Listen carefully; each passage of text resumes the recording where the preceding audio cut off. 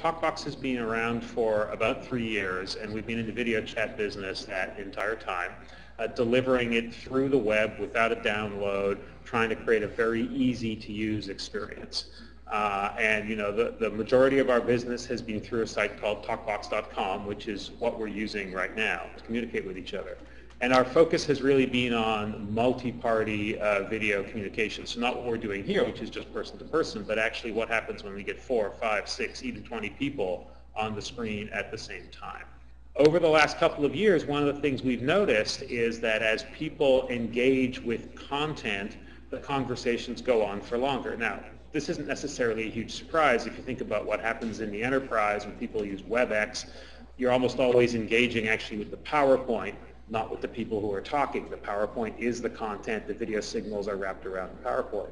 In our world where we've been focusing a lot on consumers, we've noticed, for instance, that people will get together to watch YouTube videos. And when they're watching YouTube videos, they'll stay online for 50, 60, 70 minutes, groups of people watching YouTube video after YouTube video, engaging with the content. And so one of the things we started to do was to experiment with, well, what other kinds of content are people interested in? And then we had this sudden aha, which was that, hey, the content it's not about bringing the content to TokBox, it's about bringing TokBox to the content. The web is the entire content. Everything from gaming to news sites, to healthcare, to education, to marketing programs. All of these things are possible places where live video makes sense and creates a more engaging, more immersive, much more personal and human experience. And we looked at the patterns that we'd seen on our site, and we realized that we were onto something. And so what we did was take a lot of the infrastructure that we've built over the last 2 years and create an entirely new way to access that infrastructure, and we call that OpenTalk.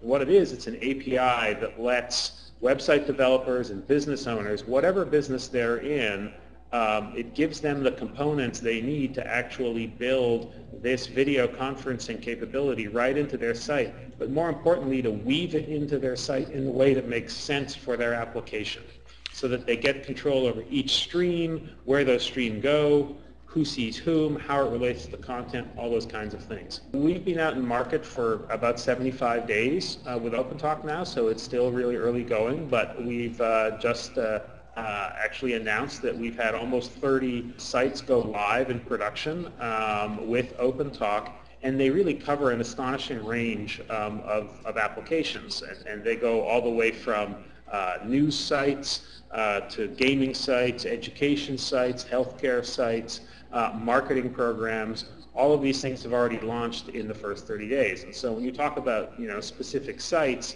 I think some things that are interesting to look at are sites like eBuddy, which is actually launching today. That is an instant messaging site that is able to take an instant message text exchange and instantly escalate it into live video directly in the context of the existing text messaging exchange. I think that's pretty cool. On the other end of the spectrum, there's a partner in the gaming space called PokerView, which actually is going to allow you to play poker online, where you can actually see the people that you're playing against, and you can see their streams right next to the cards, so that when when the cards change and you can actually see someone's reaction, it's more like playing actual live face-to-face poker.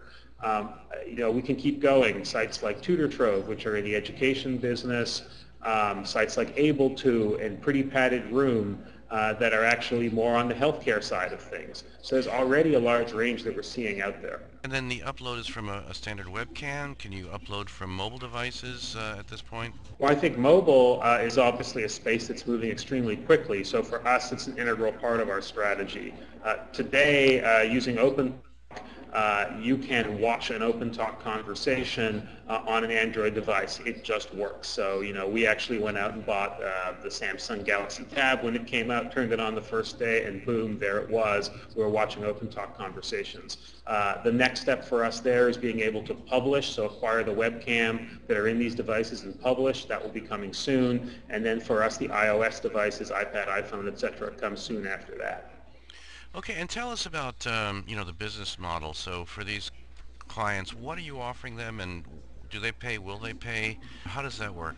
Well, one of the things we're trying to do is really make this multi-party video chat an integral part of the web. So deliver these building blocks that any developer can use, whether they're a three-person shop or a Fortune 10 company, to weave this kind of video conversation straight into their site.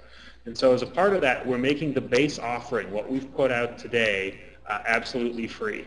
And that allows people up to 20 streams to be displayed on a page at once. That allows thousands of people potentially to watch conversations, and allows developers to put together and assemble those conversations however they like, on one page, across many pages, or even across the entire web.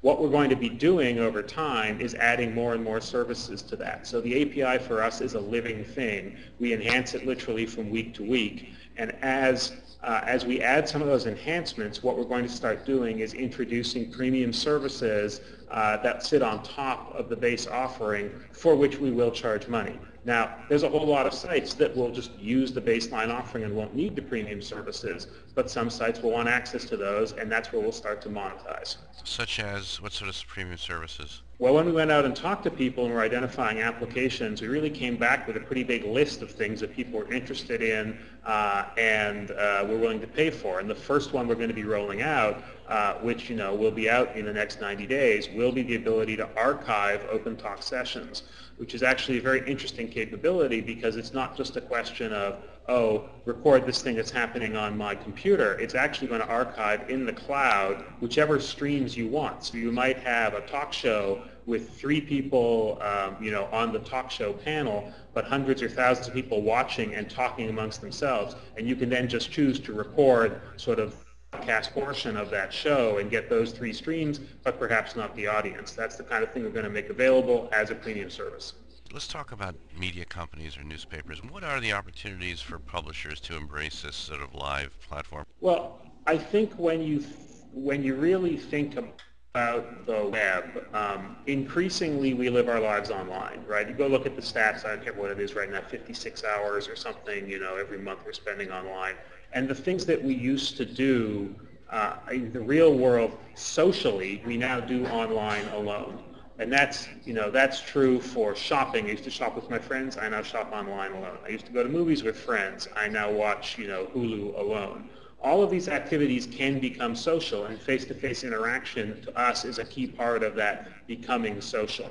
From the media business in particular, we think there's a tremendous opportunity as stories evolve in real time and as news evolves in real time, to engage with the audience in order to be able to let them become a part of it. I mean, think about how Twitter has changed the universe. Just today, with Egypt unfolding on a day-to-day basis, it's a real-time event, and there are people around the world who would like to talk with that. What would happen if you were a major news organization and not only do you let your readers talk amongst themselves, perhaps with their Facebook friends, perhaps with people they follow on Twitter, but what would happen if they also put online live their correspondent from Egypt for 30 minutes a day in order to be able to actually interact with the readers and with perhaps editors back at the show? There's this possibility to continue to transform what media is and bridge that gap between editorial and crowdsourced content.